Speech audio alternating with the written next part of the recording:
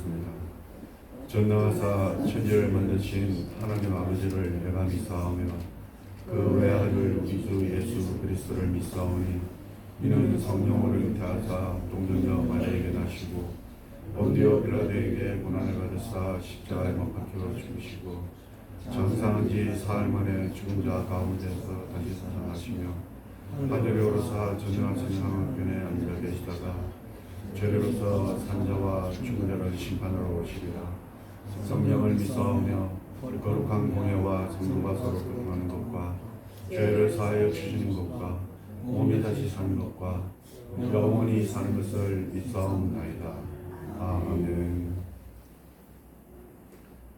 찬송가 80장 천지에 있는 이름 중 1절만 부르도록 하겠습니다.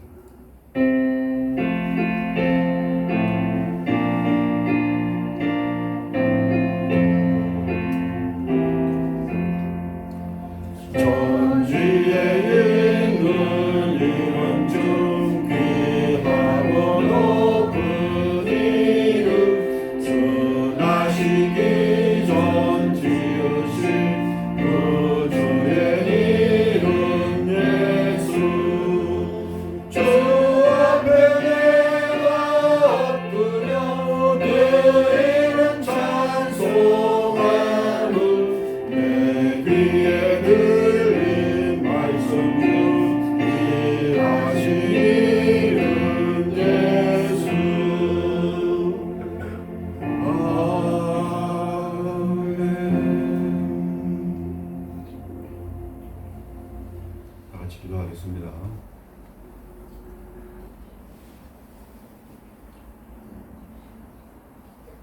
영원히 죽을 수밖에 없는 저희들을 사랑하여 주셔서 독생자 예수님을 보내주시고 독생자 예수님의 보혈의 피로 저희 죄를 씻어주시며 영생의 소망을 주신 하나님 아버지의 그 은혜와 사랑을 찬양드립니다. 우리가 이 은혜를 늘 기억하게 해주시고 또한 하나님의 명령하신 삶을 살아가기 위해 힘쓰는 자들에 대해서도 주님 함께하여 주옵소서. 우리들이 말하는 것과 우리들의 행동으로 하나님의 영광이 드러나며 예수님의 사랑이 나타날 수도 주님 우리의 입과 우리의 행동을 주님이 살펴주시옵소서. 오늘 거룩한 주일을 주셔서 주님의 전에 나와서 예배드리게 하여 주심을 감사합니다. 주님 우리가 이 자리를 귀하게 여기며 사모하며 이 자리에 나오기를 힘쓰는 주님의 자녀들이 되게 하여 주옵소서. 이 자리에 나와서 예배드릴 때에 하나님께 영광이 되며 우리들에게 안식과 위로가 되게 하여 주시옵소서. 우리 이런 교회를 기억하여 주시옵고 이 교회를 통해서 하나님이 예배하신 모든 계획들이 다 이루어지며 이 교회를 통해서 하나님의 영광이 드러나며 이 교회를 통하여서 예수님의 사랑이 세상에 널리 전파되는 귀한 역사가 일어나게 하여 주시옵소서. 담임 목사님을 지금 기억하여 주시옵고 교회를 위해서 또 성도들을 위해서 세상 사람들을 위해서 힘쓰고 수고할 때에 그 수고가 헛되지 않게 하여 주시며 영육간의 강건함을 허락하여 주시옵소서. 또한 오늘 말씀을 전하실 선교사님들과 좀 함께 하시고 그 전하는 메시지가 하나님이 저희들에게 전하는 메시지가 되게 하시고 그 메시지의 하나하나를 우리들의 마음속에 떨어져서 30배, 60배, 100배의 결실을 맺을 수 있도록 좀 함께 하여 주시옵소서. 또한 이 나라 대한민국을 주님 기억하여 주시옵고 어려운 가운데 있습니다. 우리 믿는 자들이 먼저 앞서 나아가며 빛과 소금의 직분을 다할 수 있도록 주님 함께하여 주옵소서. 우리 믿는 사람들을 위하여서 이 나라 대한민국이 더욱더 주님 앞에 나아가는 귀한 역사가 일어날 수 있도록 주님 함께하여 주시옵소서. 오늘 예배를 주님 함께하여 주시옵고 마칠 때까지 주님께서 영광 받아 주시옵소서. 이 모든 말씀 우리 주 예수 그리스도의 이름으로 기도드렸습니다. 아멘. 성시교도 10편 92편 여러분들이 교도하도록 하겠습니다.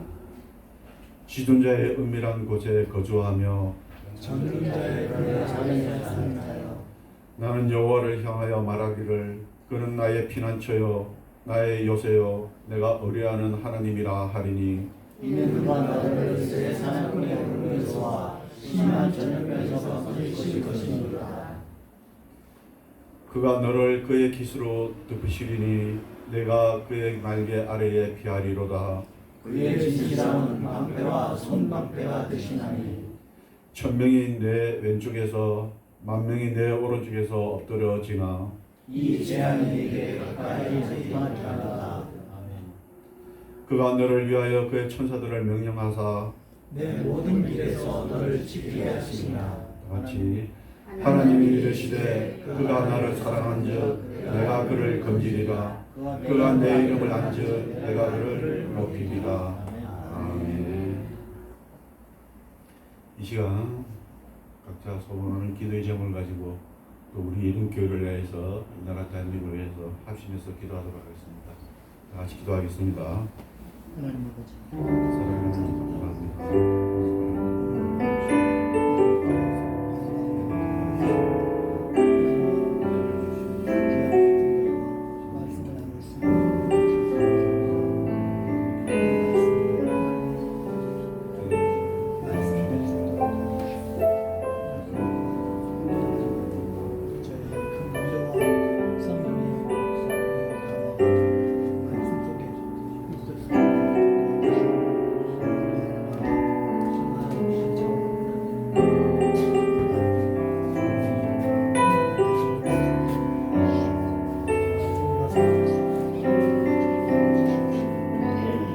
있었습니다.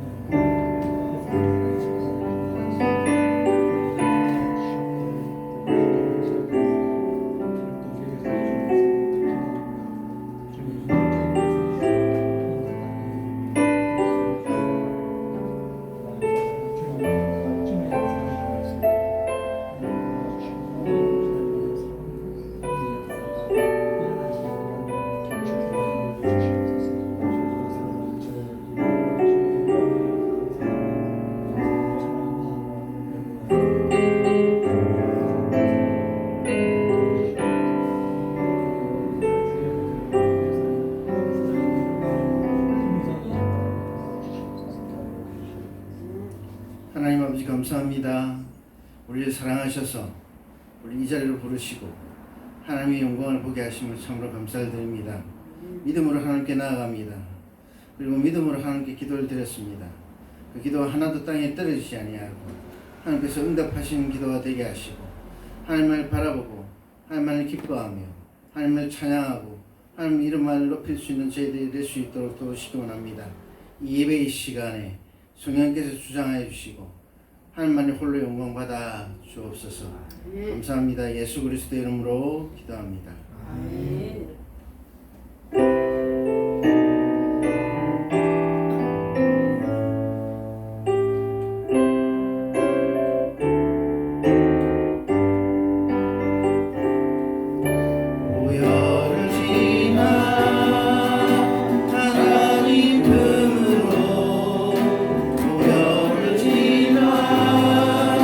아버지 품으로 모여를 지나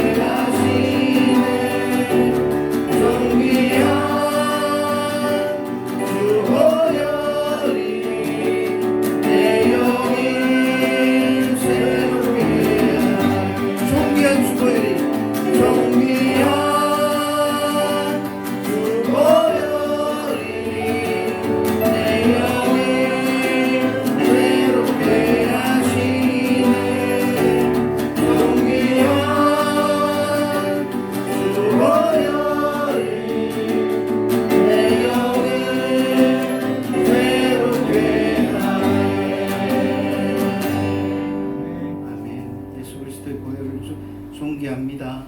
아멘.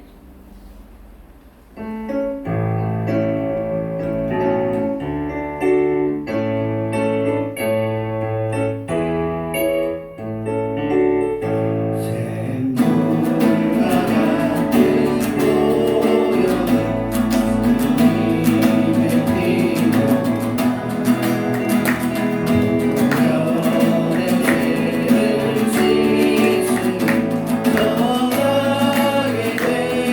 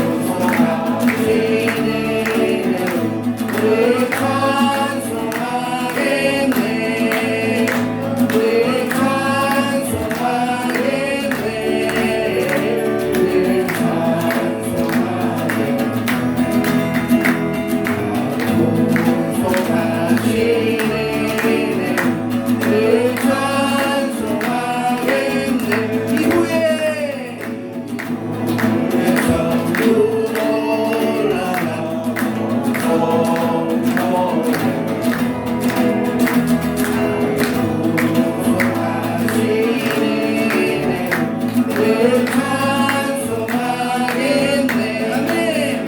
늘 찬송하겠네.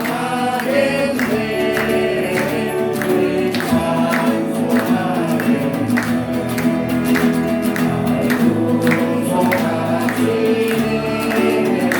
늘 찬송하겠네. 아멘. 예수 그리스도의 보혈은 능력이 있습니다. 아멘.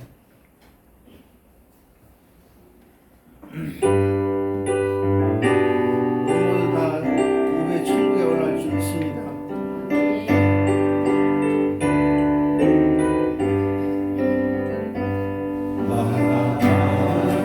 땅 위한 섬에 떠나려고 무거운 짐 벗어버렸네. 결국에 다시 방황하니 변없으니 생명신의 가에 살겠네. 길이 살겠네.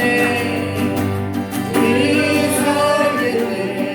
나 길이 살겠네. 생명신의 가에 살겠네. 길이 살겠네. 나 길이 살겠네. 생명신의 가에 살겠네. 나 가나안 땅 위한 성에 가나안 땅 위한 성에 들어가려고 무거운 짐 벗어버렸네. 주중에 다시 방황하니 변없으니 생명신의 가에 살겠네. 길이 살겠네. 길이 살겠네. 나 길이 살겠네. 생명신의 가에 살겠네. 길이 살겠네. 나 길이 살겠네. 생명신의 가에 살겠네. 길이 살겠네. 길이 살겠네. 나 길이 살겠네. 생명신의 가에 살겠네. 믿습니다 하나님. 길이 살겠네. 나 길이 살겠네. 생명신의 가에 살겠네. 길이 살겠네. 길이 살겠네. 나 길이 살겠네. 생명신의 가에 살겠네. 길이 살겠네. 나 길이 살겠네. 생명신의 가에 살겠네. 그 불과 구름 기둥으로 불과 구름 기둥으로 인도하시니 나가는 길이 영통하겠네.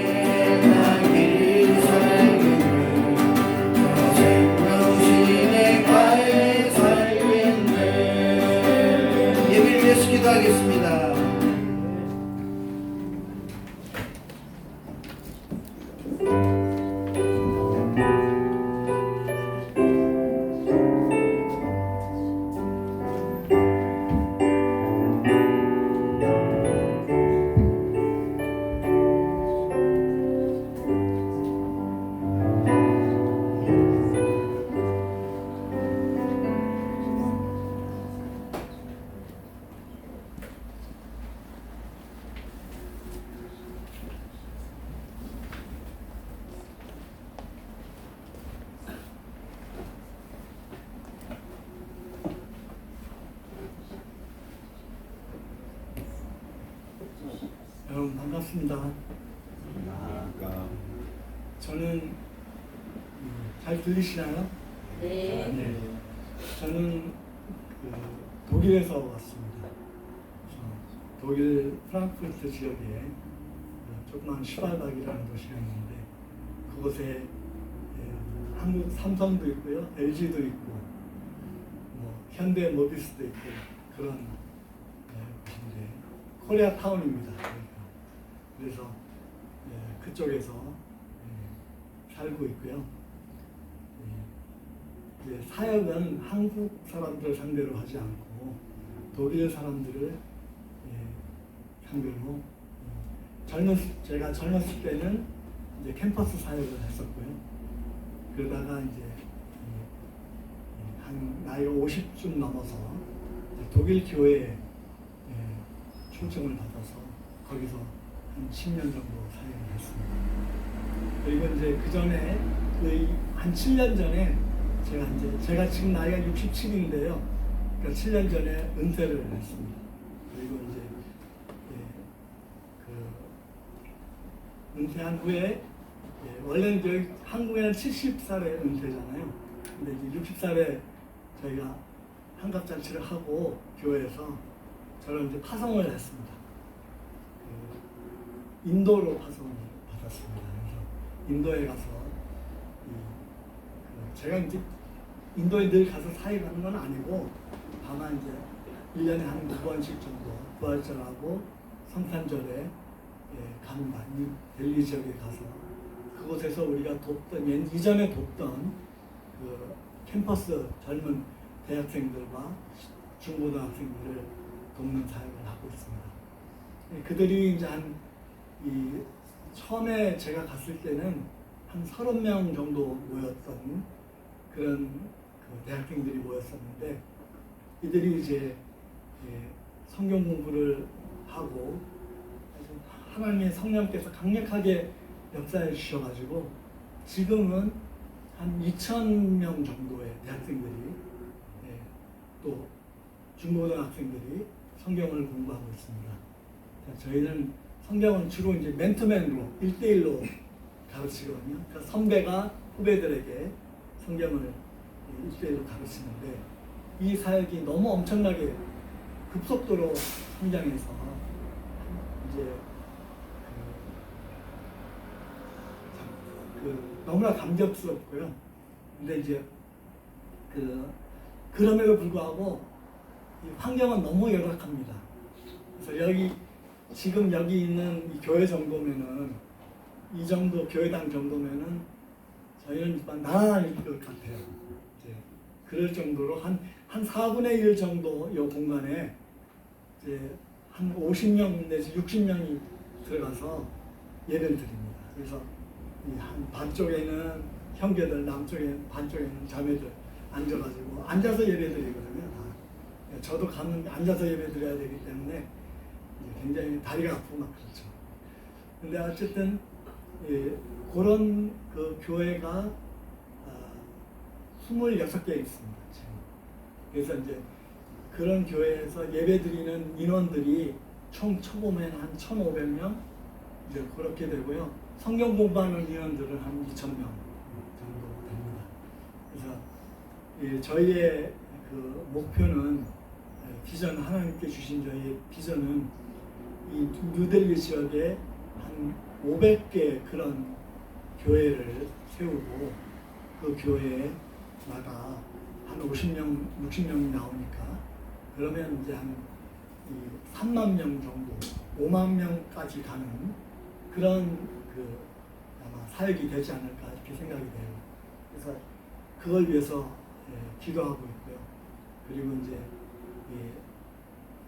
저는 여기 와서 이거 너무 좋았어요. 이게 너무 반했어요. 왜냐하면 저희는 이제 이게 없으니까 그 빔 프로젝트를 쏴가지고 하는데 잘 안 보여요. 그러니까 안 보이니까 이게 따라 부를 수도 없고 이제 막 그렇거든요. 그래서 이거 있었으면 너무 좋겠다.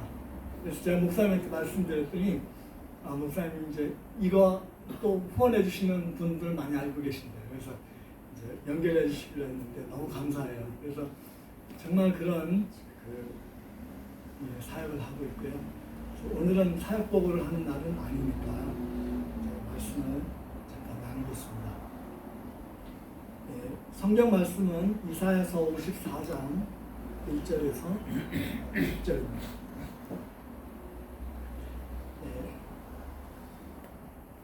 우리 같이 읽죠. 쭉.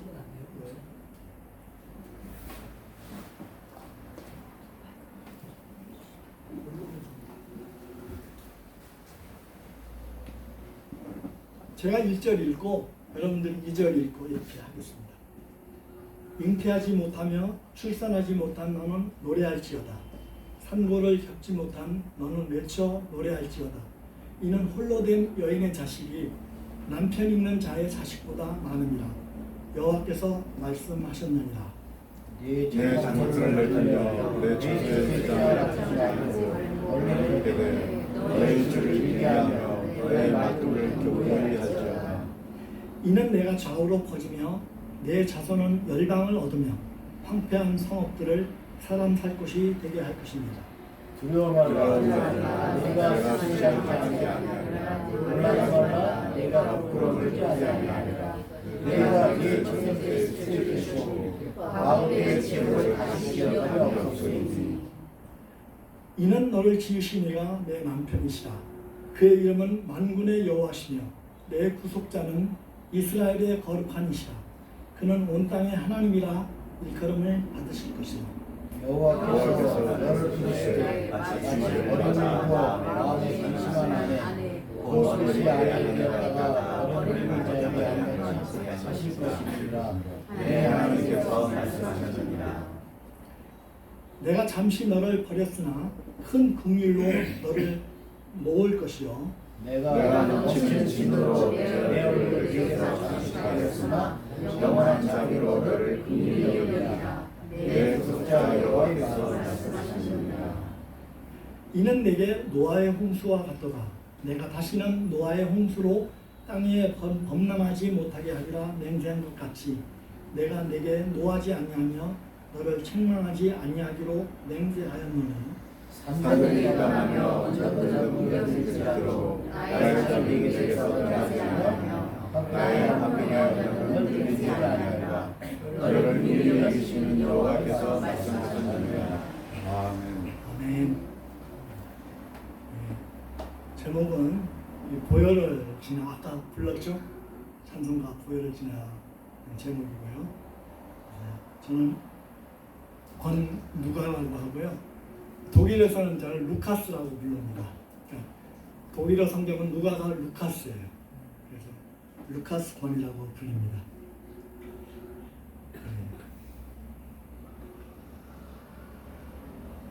자,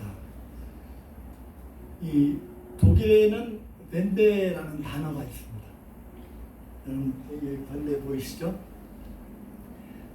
그 벤데라는 단어는 그 극적인 전환이라는 뜻입니다. 변했다 이런 뜻입니다.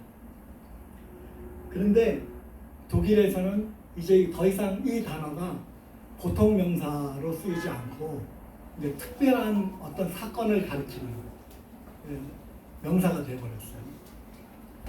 그 특별한 역사적인 시점이 언제냐면 1989년 10월 9일 베를린 장벽이 무너진 때입니다. 베를린 장벽이 무너지는 것을 독일 사람들은 벤데라고 합니다.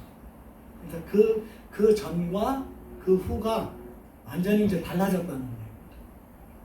그래서 이 베를린 장벽이 있을 때 하고 베를린 장벽이 무너진 후에 그 삶은 완전히 독일 사회를 바꾸어 놨다. 여러분도 한번 상상하실 수 있죠. 우리도 휴전선이 있잖아요. 휴전선에 DMZ에 철조망이 있는데 그게 어느 날 사라졌다. 이렇게 한번 생각을 해보세요. 그러면 완전히 그 전과 그 이후는 완전히 달라진 거죠. 그죠? 이제 이 밴드 이후에 1년 후에 통일이 됐어요. 이 통일은 사실 의미가 없어요. 통일은 독일 사람에게는 의미가 없고 밴드가 이루어짐으로 인해서 그날부터 통일인 거예요. 왜냐면 그날부터 다 왔다 갔다 할 수 있었어요. 그리고 이제 저도 통일 그 밴드가 이루어진 1989년 10월 9일 이후에 한 달 후에 동독으로 건너갔어요. 저도 동독을 건너가서 거기서 제가 뭘 보고 싶었냐면 루터의 유적지를 보고 싶었어요. 루터의 유적지는 전부 동독에 있거든요. 그래서 그걸 보고 싶어서 달려갔습니다. 그쪽으로. 그래서 근데 정말 루터의 유적지가 다 있어요. 거기에 종교개혁을 했던 비텐베어 그런 것도 있고요. 에어프루트 루터가 공부했던 수도원에 들어갔던 그 도시, 그 다음에 루터가 학창 시절에 공부했던 아제나, 또 성경을 번역했던 그 도시, 이런 도시들이 다 살아있어요. 그래서 제가 이제 물어봤어요. 중국 사람들한테 어떻게 이 루터가 그 기독교를 개혁을 했는데 너희들 이걸 흔적을 안 옮겨놨냐, 안 묻었냐 이렇게 물어봤더니 그들은 그렇게 얘기하더라고요. 루터를 혁명가로 이해를 했대요. 그러니까 이제 이 목회자로 이해를 한 게 아니라 이 종교 카톨릭에 그 눌려있던 그것을 완전히 혁명적으로 바꿨기 때문에 혁명한 거라 이거예요. 그러니까 자기네들하고 사상이 비슷하다는 거예요. 이제 그렇게 해서 그대로 남겨둔 거예요. 그거를. 이제 그런 식으로 그런 것을 봤는데 정말 그 너무 감격스러운 상황을 봤습니다. 역사도 마찬가지죠. 우리가 예수님을 기준으로 해서 BC가 있고 AD가 있지 않습니까? 그렇죠? BC는 Before Christ. AD는 뭐죠? AD 잘 모르시죠? AD는 라틴어예요. 아노 도미노라고 해서 주 후입니다. 아노라는 말이 후고 도미노 주님인데 주 후입니다. 그래서 이 BC는 영어로 쓰고 왜 AD는 라틴어로 썼는지 저도 잘 모르겠습니다. 근데 어쨌든 하여간 우리가 그 이렇게 예수님을 기점으로 해서 역사도 바뀌죠. 그죠? 역사도 밴데가 일어난 거죠. 예수님을 기점으로 해서. 그런데 우리에게는, 우리 크리스찬에게는 그 밴데, 독일의 그 밴데보다도 또 이렇게 BC 뭐 AD가 갈린 이런 거보다도 더 중요한 밴데가 있죠. 우리에게는. 그럼 뭐겠어요? 새로운 피조물. 예? 크게 얘기하세요. 새로운 피조물. 예. 그러니까 우리가 예수님을 믿는 그 순간에 우리에게 밴데가 일어난 거죠. 그래서 예수님을 받아들이는, 나의 주님으로 받아들이는 그 순간에 뭔가 바뀐 거죠. 어떻게 바뀌었습니까? 저하고 이제 설교를 들으시려면 대답을 많이 하셔야 돼요. 제가 질문을 많이 할 건데 대답을 항상 좀 해주셔야 돼요. 그래야 이제 진도가 나갑니다. 진도가 안 나가니까 이제 그런 여러분들 계속 앉아 있어야 되거든요. 그래서 진도가 나가기 위해서는 답을 좀 해주셔야 되는데 뭐가 바뀌었죠? 신분이 바뀌었습니다. 예, 예수님 믿고 나서 뭐가 바뀌어요? 가장 중요한 거. 죽음에서 영생으로. 예, 죽음에서 영생으로. 예, 그것도 이제 바뀐 거죠. 그 다음에 안 바뀌면 이상한 거, 하여간 안 바뀌면 이상한 겁니다. 그러니까 안 바뀌었는데 이 교회에 나온다. 그러면 그 사람 아직 신자가 아니죠. 그건 크리스찬이 아닙니다. 그러니까 그분은 교회에 나오시는 그냥 구도자예요. 구도자. 근데 이 구도자가 밴데를 경험을 해야만 이제 진짜 신자가 되는 거죠. 그래야 이제 교회 일원이 되고, 그래야 하나님 나라의 백성이 되는 거죠. 우리나라 교회는 이걸 너무 쉽게 받아들이기 때문에 그냥 교회 나오면 신자인가 보다, 그냥 이렇게 뭐 등록하면 되는가 보다, 이렇게 생각하기가 너무 쉬워요. 근데 그거 아니죠. 이 정말 존귀한 직분이거든요. 존귀한 하나님 나의 정체성이거든요. 우리가 그리스도인이 된다는 것은 하나님의 자녀가 된다는 의미예요. 하나님의 자녀는 이 세상 모든 창조주, 창조자의 아들이에요. 그러니까 왕자잖아요. 왕의 아들이니까. 근데 왕자가 되는데 그냥 그렇게 쉽게? 그건 안 되는 거죠. 자, 성경에 골로새서 1장 13절에 그가 우리를 흑암의 권세에서 건져내사 그의 사랑의 아들의 나라로 옮기셨다. 이런 말이 있습니다. 그러니까 우리가 이전에 어디 있었어요? 흑암의 권세 아래 있었다. 근데 지금은 어디 있어요? 사랑의 아들의 나라에 있는 것이죠. 이게 밴데죠. 그죠? 우리가 흑암의 권세 아래 어떻게 살았습니까? 예수님 안 믿을 때 어떻게 살았어요? 박희상의 형제님 어떻게 살았어요? 재밌게 살았어요. 재밌게.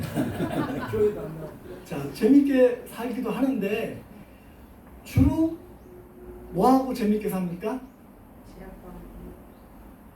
저는 어렸을 때부터 다녀가지고 예. 재밌게 살았어요. 예. 지금.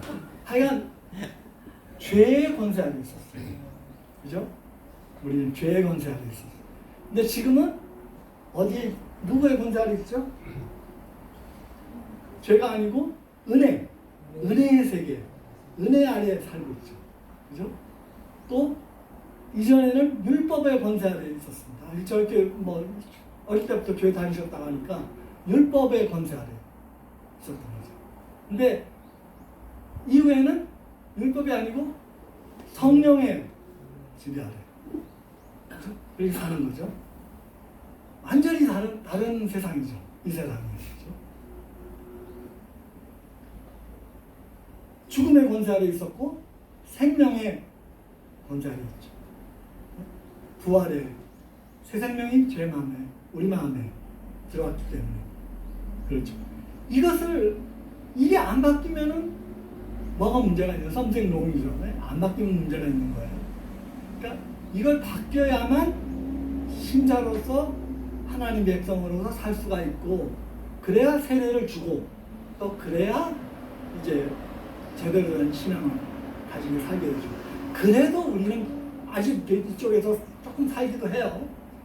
그러나 근본적으로는 다 바뀌었기 때문에 아까 새로운 피조물이라고 했었는데 새로운 피조물이 됐기 때문에 이제는 더 이상 그런 권세 아래 눌려서 살지는 않습니다. 이사야 우리가 66장인데요. 이사야는 이 성경 정권이 몇 권이죠?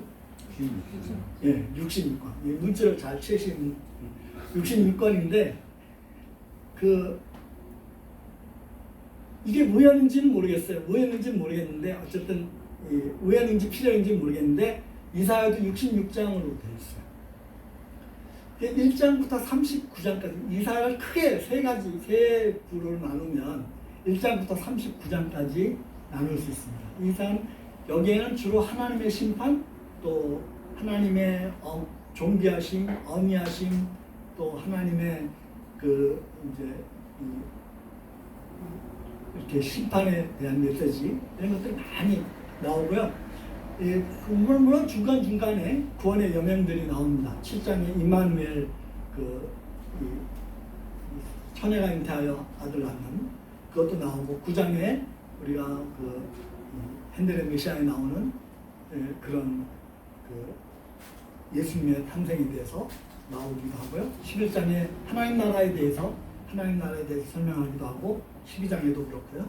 35장에도 구원의 기쁨을 설명하는 이런 것들이 나오기는 하지만 전체적으로 1장부터 39장까지는 거의 그 우리 성경으로 보면 구약에 해당한다고 볼 수 있습니다. 구약이 근데 39권이죠. 그죠? 굉장히 참 이게 우연인 것 같은데, 필연인 것 같은데.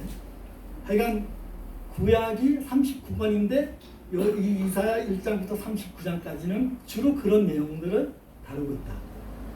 그 다음에 40장부터 53장까지는 우리로 치면 복음서에 해당됩니다. 예수님의 이야기예요. 그러니까 사복음서가 있잖아요. 마태, 마가, 누가, 요한 사복음서가 있는데 그런 것처럼 예수님의 이제 구약 시대 때는 구원의 역사가 어떻게 이루어지냐면 여호와의 종을 통해서 이루어져요. 그러니까 여호와의 종이란 말이 계속 나옵니다. 거기서. 그러니까 그 여호와의 종이란 말이 바로 메시아, 예수님이라는 거예요. 그러니까 우리가 이제 이사야서를 이런 배경을 잘 모르고 읽으면 이게 무슨 말을 하는 건지 잘 모르는데요. 조금 이해를 하시고 읽으면 아 이런 내용이구나 막 이렇게 아주 감격하면서 읽을 수가 있어요. 그래서 여러분들이 성경 66권을 다 읽을 수는 없잖아요. 지금 여기 너무 두꺼워가지고. 근데 이사야 66장 정도는 그래도 이번 가을이면 읽을 수 있잖아요. 이사야 66장을 이런 분리를 가지고 이런 그 관점을 가지고 한번 쭉 읽어보시면 굉장히 아름다운 하나님의 역사를 우리 경험할 수 있습니다. 그 사복음서의 마지막 장 53장 이게 뭐죠? 53장? 알죠? 53장 모르면 크리스찬이 아닌데 이사야서 53장 그가 상함으로 우리가 나음을 받았고 그가 채찍에 맞음으로 우리가 화평을 얻었다. 바로 예수님의 보혈에 관한 이야기입니다. 우리가 보혈을 찬송을 불렀잖아요. 그 보혈 찬송을 불렀듯이 우리가 그 예수님의 보혈을 받아들여야만 그리고 내가 나의 죄를 보혈로 씻어야만 그래야 이제 크리스찬이 되는 거죠. 그때부터 크리스찬이라고 하고 그때부터가 밴드죠. 그래서 제가 제목을 보혈을 지나 잡은 거예요. 그래서 이 보혈을 지나야만 우리가 크리스찬이 되기 때문에 여러분들 아직도 이 보혈을 통과하지 않으신 분은 계속 이 보혈이 과연 뭘까?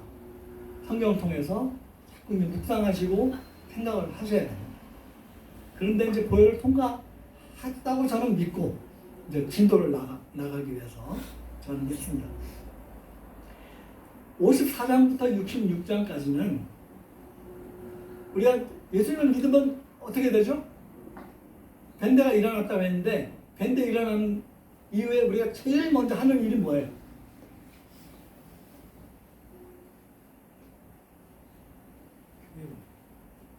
뭘 하죠? 우리가 세상에서 살다가 교회 오잖아요. 교회 얘기입니다. 그러니까 교회의 일원이 되는 거예요. 그러니까 크리스찬이 되었다라는 뜻은 교회의 일원이 됐다 이런 뜻이죠.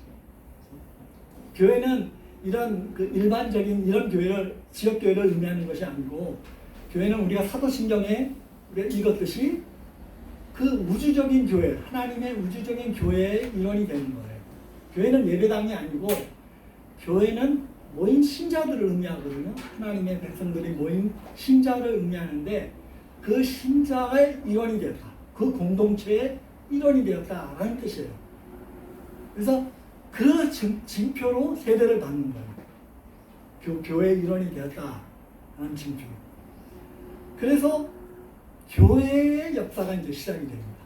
그러니까 예수님의 역사가 있었고 그 이후에는 사도행전이 나오잖아요. 복음서 다음에 사도행전이 나오죠. 그 사도행전이 교회의 역사잖아요. 교회가 어떻게 하나님 나라를 어떻게 전파되기 시작했는가. 예루살렘과 온 유대와 사마리아와 땅끝까지 이르러서 이 교회가 지금 오늘날 여기까지 한국까지 와서 이렇게 아름다운 교회들이 많이 세워지고 또 그것을 많은 신자들이 하나님 나라를 배우고 경험하고 찬양하고 그렇게 하지 않습니까? 이 교회의 영광에 대해서 이 54장부터 66장까지는 기록이 되어 있어요. 그래서 65장에 가면 심지어는 새하늘과 새 땅 얘기가 나옵니다. 64장에는 만민 구원의 이야기가 나옵니다. 세계 구원의, 세계 선교의 이야기가 나옵니다. 내 집은 만민이 기도하는 집이라 이렇게 돼 있거든요. 그래서 우리 한국 사람만 기도하는 집이 교회가 아니고 교회는 모든 열방의 모든 나라의 모든 민족의 크리스천들이 와서 기도하고 하나님께 예배하는 것이 교회입니다. 그래서 우리는 너무 이 한국적인 교회에 익숙해 있어요, 지금. 그래서 정말 크리스찬이 되었다라는 뜻은 옆에 있는 크리스천이 나의 형제라는 얘기잖아요. 그러면 그 형제는 네팔 사람도 있고, 부탄 사람도 있고, 인도 사람도 있고, 미국 사람도 있고, 독일 사람도 있고, 다 있잖아요. 그들이 나의 형제인 거죠. 정말 형제, 여러분들 형제라고 부르잖아요. 그럼 함부로 불러서는 안 되죠. 이 형제라고 부르는 것은 정말 나와 피를 같이 나눈 사람을 의미하잖아요. 형제는요. 그럼 어떤 피를 같이 나눴어요? 예수의 보혈, 예수님의 보혈로 피를 나눴다는 건 뜻이에요. 그래서 우리가 성만찬 하잖아요. 성만찬 하는 이유는 예수님의 피를 같이 마시는 거예요. 예수님의 살과 피를. 그러면 당연히 형제가 되는 거죠. 같은 예시가 되는 거죠. 그렇죠? 그럼 예시가 됐다는 그런 의미는 결국은 그 형제와 사랑하고 형제와 모든 것을 함께 나눌 수 있어야 된다는 얘기죠. 심지어는 사도행전 초기에 보면 물질까지도 다 나누는 그런 초대교회가 있었지 않습니까? 그렇게 돼야 정상인 거예요. 그렇게 돼요. 그렇지 않은 것은 다 가짜예요, 사실은. 그러니까 여러분들은 가짜라고 생각하셔야 돼요, 실제로. 우리 그렇게는 못 살지라도 그렇게 사는 흉내라도 내야 됩니다. 그래야만 우리가 예수님이 정말 우리에게 진짜로 주고자 했던 그 생명, 그것을 우리에게 주실 수가 있습니다. 그것을 누리고 살 수가 있습니다. 그래서 이제 여러분들 우리가 이제 53장을 통과했죠. 그죠? 보혈을 통과했지 않습니까? 보혈을 통과하면 어디로 가요? 하나님 품으로 가서 이제 교회로 왔다는 거죠. 그죠? 그러니까 교회에 와서 그럼 뭘 해야 되느냐? 이제 그게 53장의 이야기입니다. 그러니까 4장은 왜 54장이냐면 53장 다음에 나오기 때문에 54장이잖아요. 그죠? 너무 당연한 건데 53장을 잘 통과를 해야 된다는 얘기죠. 이거 통과 안 하면 여기는 못 오는 거예요. 54장으로.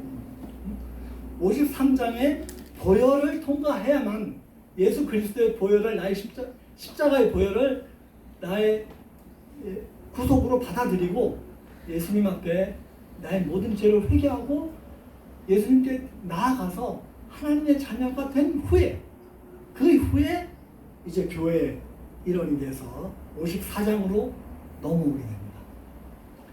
54장에 와서 우리가 이제 하는 첫 번째 일을 이제 1절 말씀을 한번 보겠습니다. 1절 말씀 우리 한번 읽어볼까요?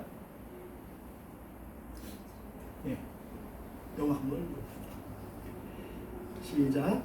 잉태하지 못하며 출산하지 못하는 노래할지어다. 산고를 비롯한 외쳐 노래할지어다. 이는 홀로된 여인의 자식이 남편 있는 자의 자식보다 많으니라. 여호와께서 말씀하셨느니라. 아멘.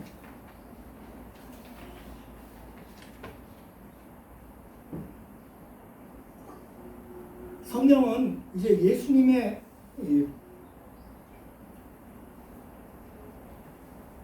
예수님의 보혈을 지나서 성령으로 하나님의 자녀가 된 우리의 형편을 잉태하지 못하며 생산할 능력이 없는 남편이 없는 과부에 처량한 형편이다. 이렇게 묘사하고 있습니다.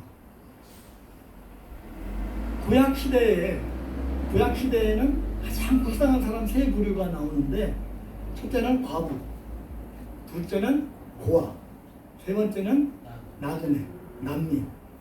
난민입니다.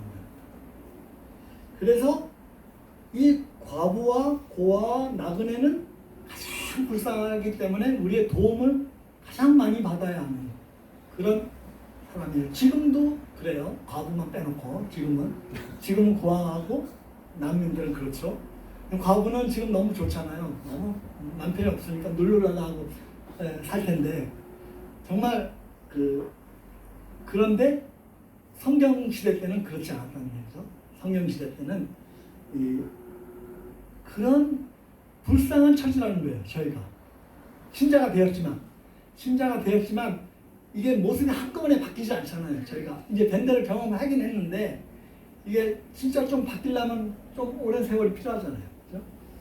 그러기 위해서는, 근데 딱 예수님 믿었는데 바뀌었는데 내 마음에 뭐가 바뀌었는데 실제로 형편은 별로 안 바뀐 거예요.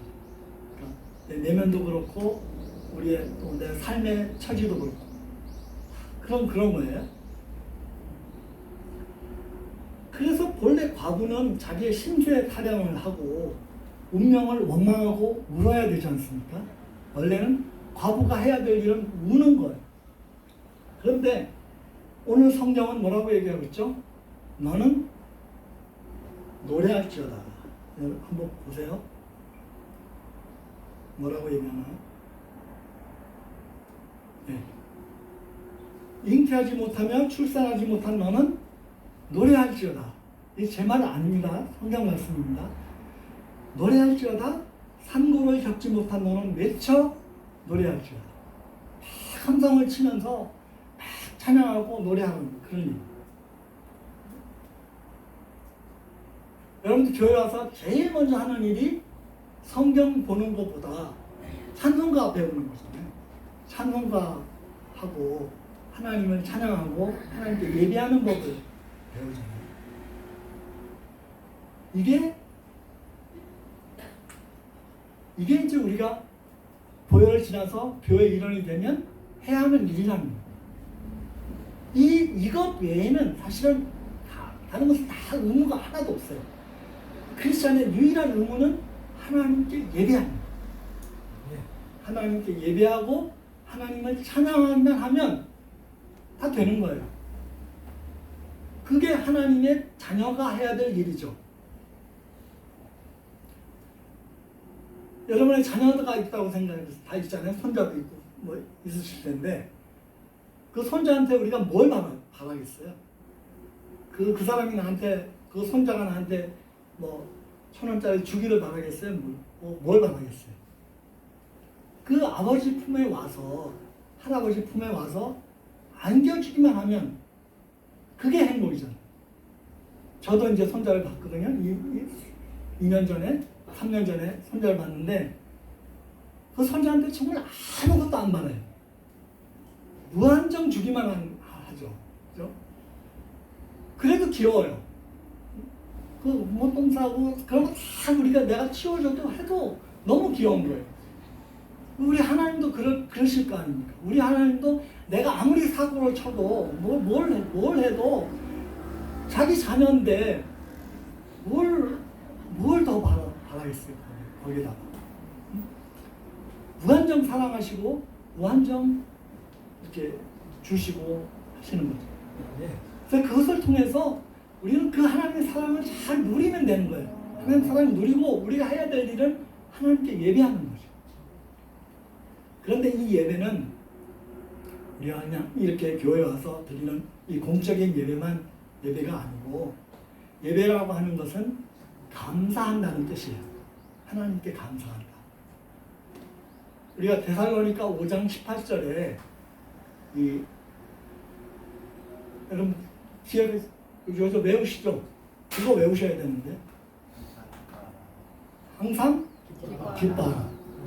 범사에 감사하라. 쉬지 말고 기도하라. 이것이 너희를 향한 그리스도 예수 안에서 하나님의 뜻입니다. 이렇게 되죠. 그죠? 성경에 하나님의 뜻이라고 이렇게 분명하게 밝혀져 있는 곳은 별로 없어요. 하나님의 뜻은 주로 역사를 통해서 계시가 돼요. 하나님의 뜻은 그냥 이렇게 잘 몰라요. 원래 우리 하나님의 뜻이 뭔지 잘 몰라요. 근데 정말 이렇게 분명하게 하나님의 뜻이다 라고 해서 성경에 딱 나와 있는 거, 그건 이제 우리 받아들여야죠. 그건 거절할 수 없는 거잖아요. 그러면 항상 기뻐하라. 항상 기뻐하라는 그러니까 노래하라는 뜻이야. 항상 노래하라. 항상 기뻐하라. 범사에 감사하라. 쉬지 말고 기도하라. 그럼 쉬지 말고 어떻게 기도해요? 우리 기도 못하잖아요. 쉬지 말고 기도 못하죠. 근데 쉬지 말고 기도하라는 뜻은 항상 하나님을 의지하라. 그런 뜻이에요. 하나님을 항상 내 기억 속에 간직하고 어떤 일을 만나든지 하나님을 기억하고 하나님을 의지하는 그게 예배라는 거예요. 그래서 주일날은 사실은 제가 파격적인 용어로 얘기하지만 주일날은 여기 안 오셔도 됩니다. 안 오셔도 되는데 오는 이유는 우리가 여기 와서 성도들을 사랑하고 함께 우리 형제들 만나고 기뻐하고 함께 나누기 위해서 오는 것이지 꼭 여기 와서 하나님 예배하는 법은 없잖아요. 집에서도 할 수 있고 어디서든 다 할 수 있죠. 직장에서도 할 수 있고요. 그래서 진짜 예배는 주일날 드리는 게 아니고 월요일부터 토요일까지 집에서 직장에서 드리는 게 예배예요. 그게 삶의 예배입니다. 이것도 제 말씀이 아니고 로마서 12장 1절에 보면 너희는 너희 몸을 하나님이 기뻐하시는 거룩한 산 제사로 드리라. 이것이 너희를 하는 영적인 예배입니다. 이렇게 기록이 되어 있어요. 거기에 분명히 그렇게 기록되어 있습니다. 그 영적인 예배라는 말은 막 이렇게 스피리추얼하다는 그런 뜻이 아니고 독일어에는 이성적인 예배가 이렇게 번역이 되어 있어요.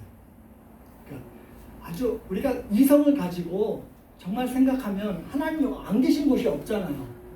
여기도 온 세상에 다 모든 곳에 하나님이 있는데 다 거기서 예배를 드려야죠. 그죠? 내가 예술을 하면 예술로, 내가 무슨 비즈니스를 하면 비즈니스의 세계에서, 또 내가 교수를 하면 학문의 세계에서, 또 가정에서 주부를 하면 아기를 키우면 또 그것을 통해서 하나님께 예배하는 거예요. 그래서 그게 하나님께 드리는 예배예요. 그게. 근데 그걸 좀 잘하기 위해서 사실 주일날 와서 목사님 말씀 듣고 성경 말씀 듣는 거예요. 그래야 힘을 얻어서 월요일부터 토요일까지 잘할 수 있는 거예요. 그러니까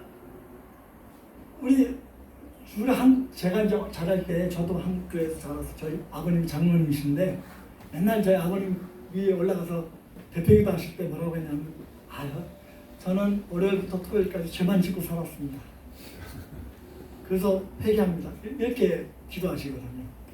그렇게 기도하는 건 맞아요. 맞긴 맞는데 그걸 틀렸다고 하는 게 아니라 그래도 그렇게 하면 안 되는 거죠. 실제로는요. 그렇게 하면 안 되고 월요일부터 토요일까지 정말 나의 치열한 삶을 통해서 하나님께 예배를 드려야 되는 거죠. 하나님께 예배를 드리고 그 이후에 여기 와서 쉬는 거예요.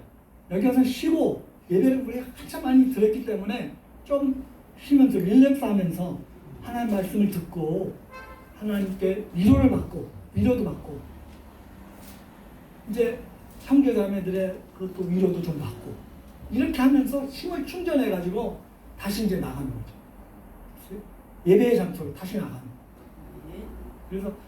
그래서 여러분들이 이것만 잘하시면 우리는 크리스찬으로서 모든 의무를 다 했다 할 수가 있습니다. 그 다음에 두 번째로 그래도 이제 조금 부족한가 봐요. 성경 말씀이. 그래서 우리에게 이제 2절과 3절 말씀을 주는데요. 한번 읽어보겠습니다. 2절 한번 읽어보겠습니다. 시작. 내 장막들을 넓히며 내 처소의 기장을 아끼지 말고 너를 이끌되 너의 길을 길게 하며 너의 말들을 교훈에 지켜라. 자,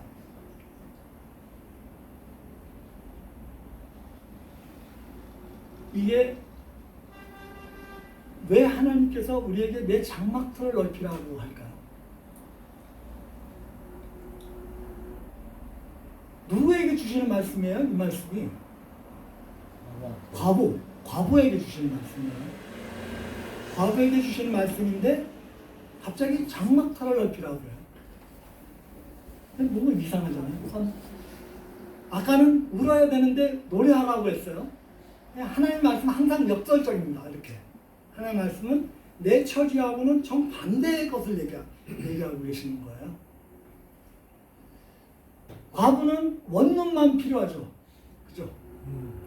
근데 여기는 한 4베드룸을 하나님이 하시라고 하는 거예요. 실제로 말해요. 우리 상상의 도면에서 한번 생각해 보면 이제 그런 얘기입니다. 그래서 왜 그런 말씀하실까? 근데 그 이유가 나와 있어요. 이유를 한번.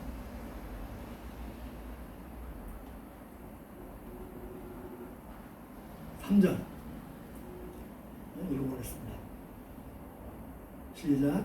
이는 내가 좌우로 퍼지며 내 자손은 멸망을 얻으며 황폐한 성읍들을 사람 살것이 될 것입니다. 이게 이유입니다. 하나님께서 우리를 택하여 부르신 이유는 하나님께서 우리를 통해서 하실 일이 있다는 거예요. 하나님께서 아브라함을 불렀죠. 그래서 뭐 하라고 그랬습니까?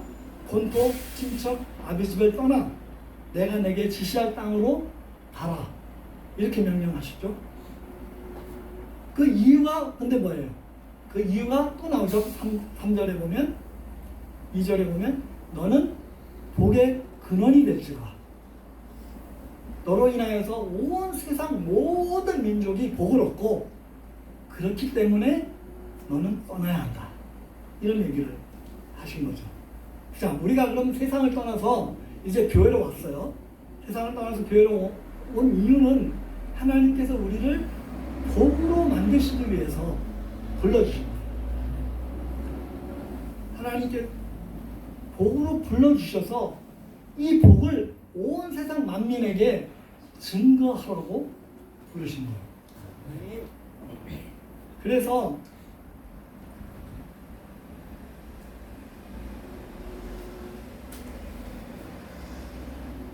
이제 이 말을 조금 현대식으로 표현하면 주는 삶을 살아라는 것이에요.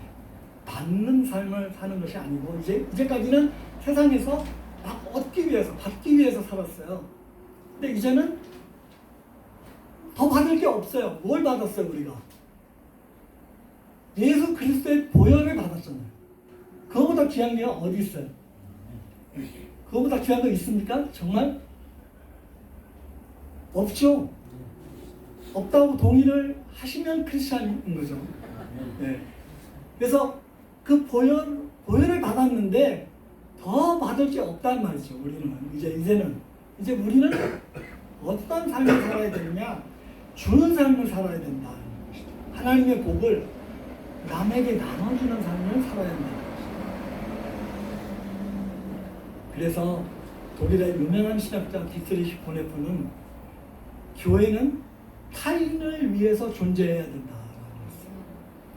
그 말은 무슨 말이냐면 여기서 타인이라는 말은 무슨 말이냐면 불신자를 의미해요. 그러니까 교회는 신자들을 위해서 존재하는 기관이 아니고 불신자들을 위해서 그들을 섬기고 그들이 교회의 일원이 될 수 있도록 하는 그런 기관이라는 것이죠. 왜냐하면 우리는 이미 우리는 하나님 자녀가 됐잖아요. 이제 더 이상 우리는 왕자가 됐는데 뭐 더 신분이 더 이상 올라갈 수가 없잖아요. 거의 아무리 내가 노력한다고 해서 그거보다 신분이 더 못 올라가죠. 그죠? 하나님은 될 수 없잖아요. 그러니까 그런 신분을 우리가 가졌는데, 그렇다면 우리의 그 가진 것을, 우리 지금 가지고 하나님께 주신 것을 가지고 정말 나누고 베풀고 사랑하고 헌신하고 그런 삶을 살아라, 그런 뜻이에요. 그래서 이게 우리의 현실하고는 좀 안 맞아요. 실제로 굉장히 어렵죠. 어렵지만 이걸 해야 하는 거죠. 그러나 이걸 안 한다고 해서 신자가 아닙니다. 아까 예배는 그건 안 하면 신자가 아니에요. 근데 이거는 약간 그 예배보다는 수준이 약간 떨어지지만, 그러나 그래도 해야 하는 것이죠. 그렇죠? 그래도 이걸 안 하면 이제 정말 하나님께서 우리를 부르신 부르심의 목적 자체가 약간 빗나가는 것이기 때문에 우리로서는 정말 아낌없이 내가 가진 모든 것 아낌없이 나눠줄 수 있는 그런 삶을 살아야 한다는 것입니다. 그다음에 세 번째, 이 신뢰의 삶이라고 제가 얘기를 했는데, 이건 다른 말 표현은 믿음의 삶입니다. 믿음의 삶. 4절 말씀을 한번 읽어보죠. 4절.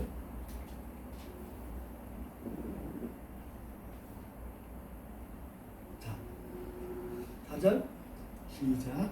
두려워하지 말라. 내가 수치를 당하지 아니하리라. 놀라지 말라. 내가 부끄러움을 주지 아니하리라. 내가 내 젊었을 때 수치를 주시고 아홉 치료를 다시 기억함이 없으니. 여기서 처음에 뭐라고 했어요? 노래하라. 외쳐서 노래하라. 두 번째, 내 장막터를 넓혀라. 세 번째, 두려워하지 말라. 세 번째 주신 말씀이에요.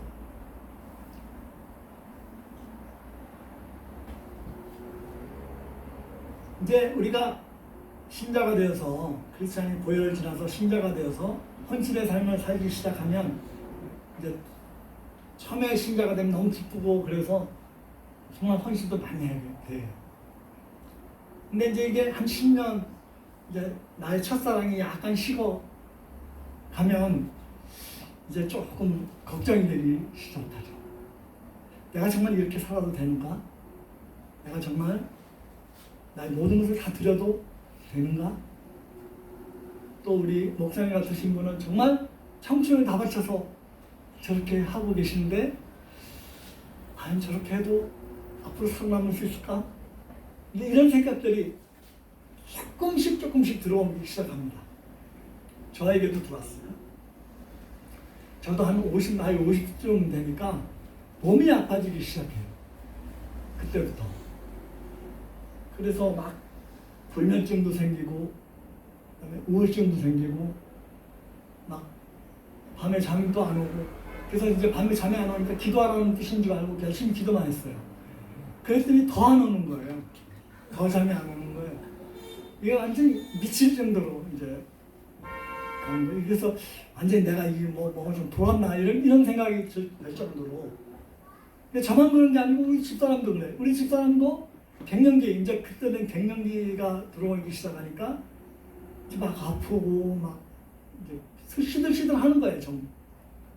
근데 그리고 우리는 선교사 생활을 했기 때문에 매일 옮겨 다니면서 살았고, 이제 이렇게 다 주면서 살았잖아요. 실제로 아무것도 없이 살았어요. 그러다 보니까 애들은 이제 제가 애를 5명을 키웠어요. 3명은 이제 제 딸들이고 2명을 이제 제가 입양을 해서 키웠는데, 아들을 입양을 해서 키웠습니다. 그래서 그 5명을 키우는데 한국 같은 상상도 못할 일이죠. 그러니까 이제 독일이니까 가능한 거예요. 독일에는 등록금도 안 들고 아무것도 안 들어요. 나라에서 돈 다 대주니까. 그러니까 실제로 우리가 수고만 하면 되는 거예요. 그러니까 돈은 뭐 많이 안 벌어도 나라에서 살 수 있게끔 해주기 때문에 이게 괜찮은데, 어쨌든 몸이 아프니까 더 이상 어떻게 할 수가 없는 거예요. 그런 상황이 되기 시작하니까 두려움이 엄습하기 시작해요. 자, 그래서 하나님께서 아마 이런 사정을 아실 것 같아요. 하나님께서 너무나 잘 아시고 말씀해 주시는 거죠. 두려워하지 말라라고 말씀해 주시는 거죠. 여러분 성경에 두려워하지 말라는 말씀 몇 번 나오는 거 아시죠? 365번. 예? 365번? 네. 거의 맞는데 조금 틀렸습니다. 366번이 나온다고. 65번 알고 있는데. 다시 쳐볼까요? 왜 그러냐면 아마 윤년이 있잖아요. 윤년이 366일이니까 366일 동안에도 두려워하지 말고 살아라고 하나님께서 아마 그렇게 말씀하시지 않았을까 저는 이제 추측합니다. 근데 정말 하나님께서 너무나 우리 인간을 잘 아시는 거, 자기 아들을 잘 아시는 거죠. 그러니까 우리 인간이 아무리 뭐 용빼고 그런 그 재주가 있다 하더라도 결국 실제로 살아보면 먼지 아닙니까? 우리는 먼지 같은 인생들인데 실제로 두려워할 수밖에 없다는 거죠. 두려워할 수밖에 없는데 뭘 믿고 그러면 두려워하지 않을 수 있느냐? 하나님을 믿고 살아라는 그런 뜻이죠. 그래서 매일매일 신뢰하는 삶을 살아라 그런 뜻입니다. 그래서 아까 성경 말씀에 데살로니가 5장 18절 말씀에 쉬지 말고 기도하라 이 말씀 그 말씀이에요. 그럼 쉬지 말고 기도하는 말은 우리가 내 교회 와서 이렇게 맨날 24시간 기도하라는 그런 뜻이 아니고 쉬지 말고 심지어 내가 쉬는 그 잠자는 순간마저도 하나님을 의지하고 믿음의 삶을 살아가는 거예요. 하나님께서 나를 지켜주고 계시다. 응? 그런 것을 믿고 살아가는 뜻이에요.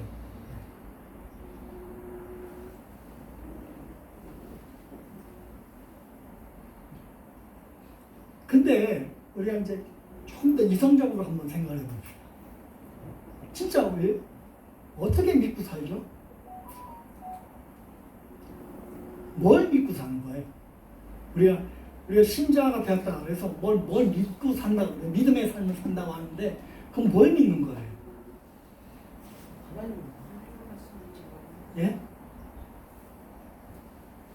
대답을 해주셔야 되는데.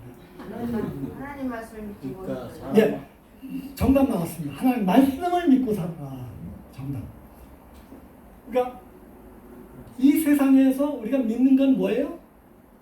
돈이죠. 돈을 믿고 삽니다.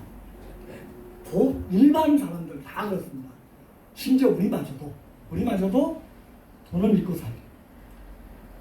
하나님과 가장 대적하는 강력한 우상이 있는데 그 우상은 돈입니다. 만몬입니다. 요한계시록 19장에 가면 18장에 가면 바벨론의 멸망 얘기가 나와요.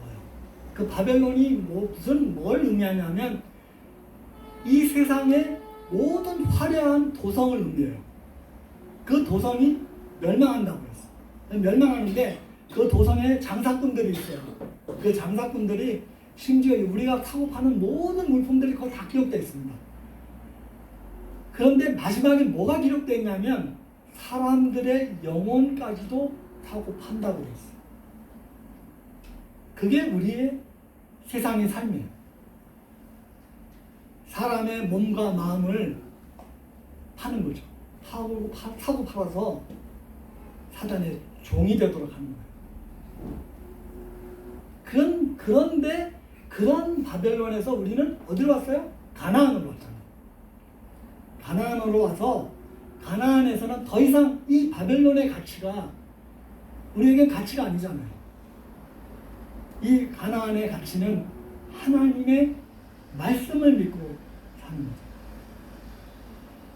그래서 하나님 말씀이 뭐라고 되어 있습니까?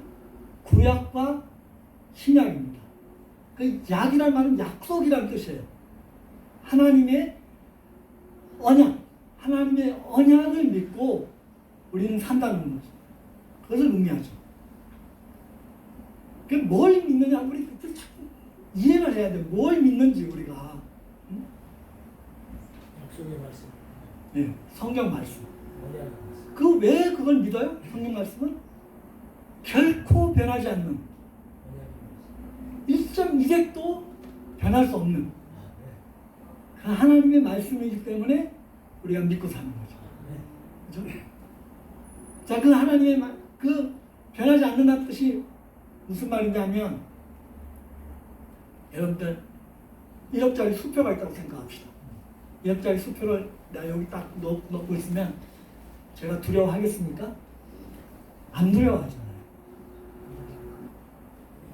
이걸 믿고 사는 거죠. 그죠? 1억짜리 수표를 딱 믿고 사는데 안 두려워하잖아요.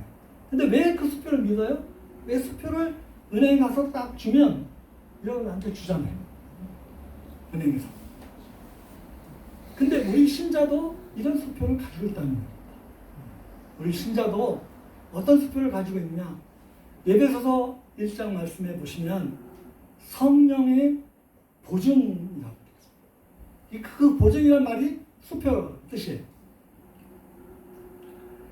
성령의 하나님께서 우리 마음 가운데 성령으로 인을 지어주셔가지고 하나님이 너는 하나님의 자녀다 이렇게 보장을 해주신 거예요. 여기 보장받으면 만족함이라고 되어 있잖아요. 이걸 해주신 거예요. 하나님께서 보장받은 만족함을 새 언약의 일꾼이라고 만족하게 우리를 해주셨는데, 그거를 내 마음속에 성령의 보증함이 있는 거예요. 그러니까 난 언제든지 내가 필요하면 언제든지 가면 하나님께 가면 내가 필요한 거 하나님께 다 주시는 거예요. 그런데 초기 신작 때는 그래요. 하나님께서 잘 주셔요. 기도하면 금방 주십니다. 근데 한 10년 지나고 20년이 지나고 그러면 안 주시는 것 같아. 꼭 안 주시는 것 같아. 아무리 기도해도 안 돼. 되는 것도 없고 막 오히려 더 망하는 것 같고. 그런데 정말 필요하면 주시는 거예요. 하나님. 진짜로 필요하면. 그러니까 그동안은 뭐 하라는 얘기예요. 그러면 믿으라는 얘기예요. 믿으라고. 그러니까 그 믿음의 기간을 훈련하시는 거예요. 그냥 매일 그냥 우리 애들처럼 매일 주면 내가 믿을 필요가 없잖아요. 그럼 매일 나오는데 그냥 나오잖아요. 근데 믿는다는 얘기는 뭐냐면 앞으로 아직 안 왔는데 믿는다는 얘기 아니에요. 내가 지금 앞으로 그 누릴 것을 믿는다는 얘기예요. 그렇다는 얘기는 뭔가 보증이 있어야 되는데 그 보증이 성령님이죠. 성령님. 그 여러분들 이런 보증을 마음속에 있는 거예요. 보혈을 통과한 사람은 누구나 다 있어요. 어떤 사람도 다 있습니다. 모든 크리스천들은 그런 성령님의 확증함, 보증함이 다 있는 거예요. 그러니까 그런 그 보증함을 가지고 당당하게 살아가는 겁니다. 정말 이 세상에서 우리가 위축되게 살 수밖에 없어요. 그렇지만 하나님의 자녀가 되었다는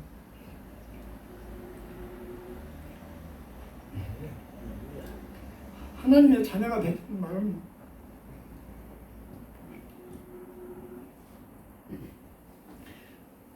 정말 당당하게 살 수 있다는 거예요. 그래서 저같이 아무것도 없는 사람도 그 14억이 되는 인도에 가서 큰 소리 치고 살잖아요. 걔네들은 나만 믿어요 또. 하나님, 내가 아무리 하나님 믿으라 얘기해도 나만 보고 있어요. 왜냐면 내가 좀 뭐 갖다 주거든, 그래도.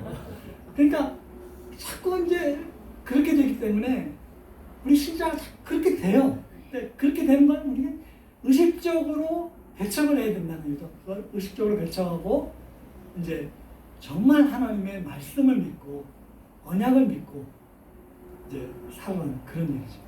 그래서 정말 그래서 당당하게 하나님의 자녀답게 하나님의 왕자답게 왕자는 왕도가 있어야 되잖아요.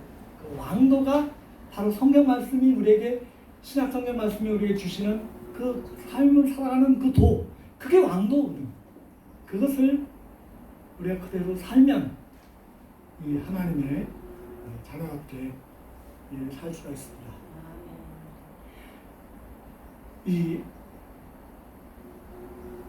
우리 하나님을 믿고 산다는 말은 두 가지 뜻이 있어요. 하나님을 우리는 왜 믿고 살아요? 하나님이 우리 아버지시기 때문에 믿고 살아요. 하나님의 창조주, 하나님께서 우리의 창조주가 되시기 때문에 믿고 살아요. 그 다음에 또 우리가 하나님 믿고 사는 이유는 예수님께서 우리의 구속자가 되셨기 때문에 그래요. 그러니까 항상 우리 신자는 이중적으로 하나님의 도움을 받고 하나님의 위로와 섭리 속에서 사는데, 첫째는 하나님이 우리 아버지시기 때문이고, 둘째는 하나님 그리스도께서, 예수님께서 나의 구속자가 되셨기 때문에 그렇습니다. 한번 생각을 해보세요. 여러분들, 우리 이재용이 있다고 생각해봅시다. 이재용이 뭘 믿고 그렇게 뻔뻔하게 살까요? 그건 감옥 가도 막 뻔뻔하게 살잖아요. 그 말은, 그거는 이재용이 아버지가 이건이기 때문에 그렇죠. 또 이건의 아버지가 이병철이기 때문에 그렇죠. 그렇기 때문에 그런 거예요. 아버지 백을 믿고 그렇게 하는 거예요. 근데 우리는 누구 백 있죠? 창조주, 하나님의 그 자녀잖아요. 근데 왜 두려워하겠습니까? 만약에 두려워한다면, 실제로 만약 두려워하긴 하지만 우리가, 그러나 만약에 정말 두려워한다면 그거는 하나님을 모독하는 행위예요. 어떤 면에서 하나님께서 창조의 창조주 모든 주인이신데 그 하나님을 놔두고, 아버지를 놔두고 저는 여기 가서 뭘 엉뚱한 짓을 하는 거예요. 그건 모독하는 행위죠. 하나님을 모독하는 행위. 그러니까 우리 선대 사모님 뭐 자녀가 있으시죠, 그죠? 근데 자녀가 있는데 그 자녀가 나를 안 믿고 어디 가서 앵벌이 한다고 생각을 해보세요. 그러면 그 자녀가 이쁠까요? 안 이쁘죠. 모든 문제를 엄마와 상의를 해야 그게 애지. 왜 자기 힘으로 뭘 해보겠다고 막 가서 힘은 발고 그래봐요. 그러면 그거는 엄마 아버지를 무시하는 행위예요. 근데 우리가 그렇게 살고 있다는 거예요. 우리가 그렇게 살고 있기 때문에 정말 우리가 그것을 회개하고 하나님께 나아가서 날마다 나의 그런 본성을 이렇게 찾고 고쳐야 한다는 그런 뜻이죠. 또 하나는 아버지실 뿐만 아니라, 여기 성경 말씀에 보면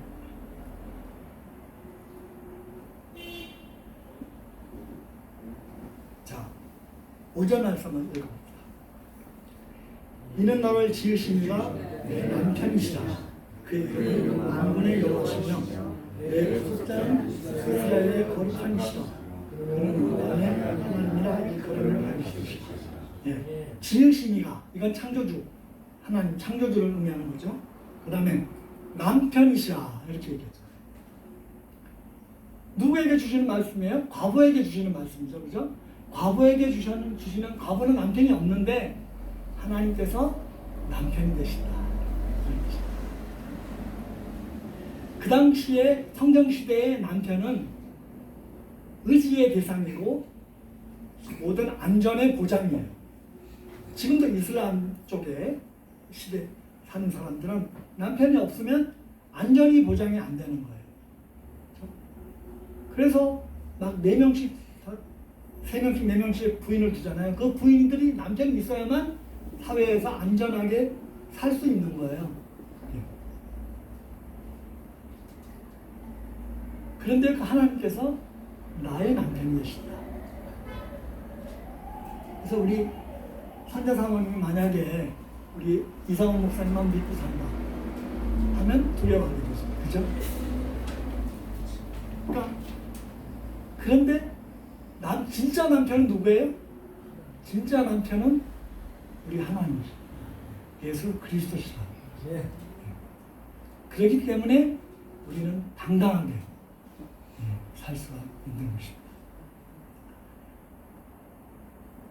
오늘 3가지 우리가 배웠는데, 첫째, 우리는 노래하라.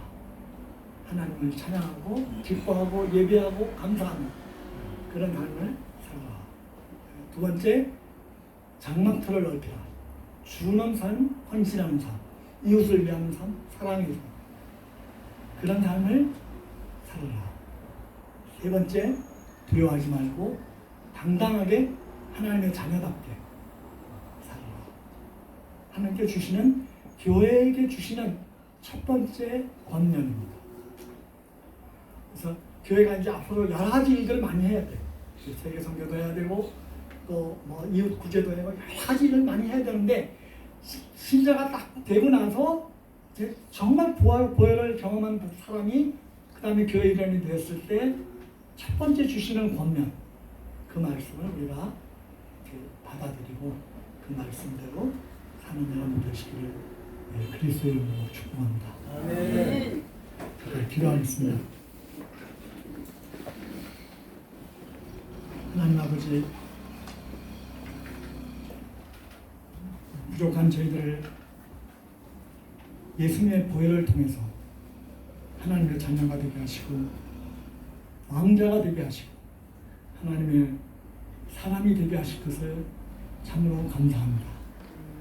저에게 주시는 권면의 말씀대로 저희가 늘 외쳐서 기뻐하면서 찬양하면서 노래하면서 하나님을 예배하는 삶을 살 수 있도록 도와주시고 또 우리가 주고 헌신하고 사랑하고 섬기는 그런 삶을 살 수 있도록 도와주시며 또 당당하게 어려움이 있을 때마다 하나님을 의지해서 하나님을 나의 아버지시오 나의 남편으로 모시고 살 수 있는 은혜를 허락하여 주시기를 간절히 기도드립니다.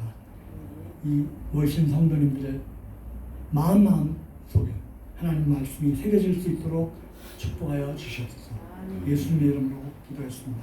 아멘.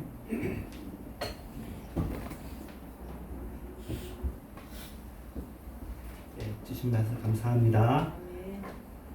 이 시간에 헌금송 하시면서 준비하신 예물 하나 드리겠습니다.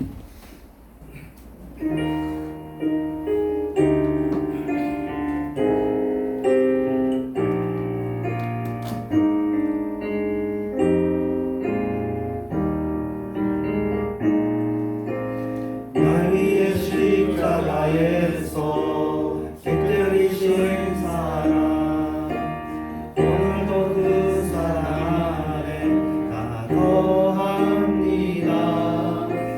주님의 생명 내 안에 있고 주님의 사랑 날 강권하니 나 오늘도 주께 내 삶을 깨뜨립니다. 오주여 내 삶을 깨뜨립니다. 머리 위에 붓습니다.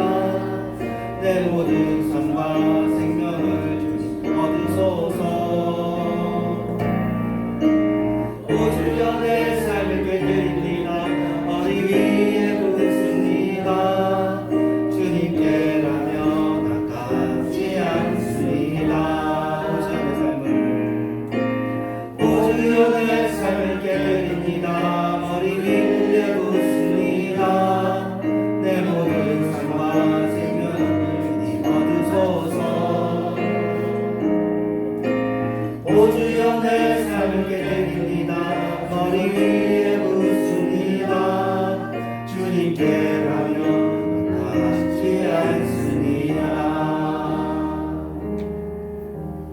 네, 광고는 저희 교회가 주차장에 있는데 2시간짜리만 이제 쿠폰이 돼요. 30분은 그냥 무료고 그리고 30분짜리하고 1시간짜리 쿠폰을 주는데 저희가 계속 건의를 해서 한 3시간이나 4시간을 해주면 좋지 않겠는데 안 된대요. 전체가 다 그렇대요. 그래서 혹시 오신 분 중에 이제 예배 마치고 저희한테 그 차 번호를 말씀해 주시면 이제 그걸로 쿠폰을 넣어 드릴 테니까 혹시 한번 들어갔다가 다시 들어오면 나갔다가 다시 들어오면 다시 또 뭐 1시간이든 2시간 할 수 있거든요. 지금 넘어가면 조금 주차비가 좀 비싸요. 금방 6,000원 되더라고요. 그거 신경 써주시고 예배 마치시는 대로 해주시고 또 식사 준비되어 있습니다. 같이 식사했으면 좋겠습니다. 헌금 기도하고 주기도문하고 이제 축도하고 마치도록 하겠습니다. 하나님 감사합니다. 우리들에게 귀한 예물 주셔서 감사합니다. 예물 드리도록 은혜 베풀어 주셔서 감사합니다. 우리들의 삶이 오늘 귀한 말씀처럼 주님 앞에 예배드리는 삶, 또 우리의 마음을 넓히고 헌신하며 주는 삶, 그리고 당당하게 두려워하지 않는 삶이 되어지게 하여 주시옵소서. 또 귀한 또 루카스 권 선교사님의 사역과 그 동역하는 서남아시아 그 교육선교회 또 귀한 그 인도의 형제님들, 리더들, 목자들도 주시옵소서. 저희 교회도 또 이들을 위해서 기도하기를 간절히 원합니다. 또 이 시간 함께 예배 참석해 주신 모든 분들을 기억하여 주시옵소서. 예수님의 이름으로 기도합니다. 아멘. 주기도문합니다. 하나님의 주님의 아버지여, 나라의 마옵시며 이 자녀의 같이 땅에서 되고 하십니다. 우리가 괴로운 양식을 주십시오. 우리가 우리에게 죄진 대로 사하지 같이 우리의 죄를 사하여 주십시오. 우리의 죄를 짓말게 하시며 아버지에서 내게 나라와 권세와 영광이 아버지께 영원히 있사옵나이다. 아멘. 때가 참 지금은 교회 머리가 되신 예수 그리스도의 은혜와 하나님의 사랑과 성령의 역사하심이 주님을 변함없이 사랑하는 모든 시민들 위에와 이런 교회 위에 전 세계 교회 위에 주님의 사랑하시는 얼마든지 부를 주님의 사역자들 위에 또 제자들 위에 또 주님의 재림 위에 이제부터 영원토록 함께 계실지어다. 아멘.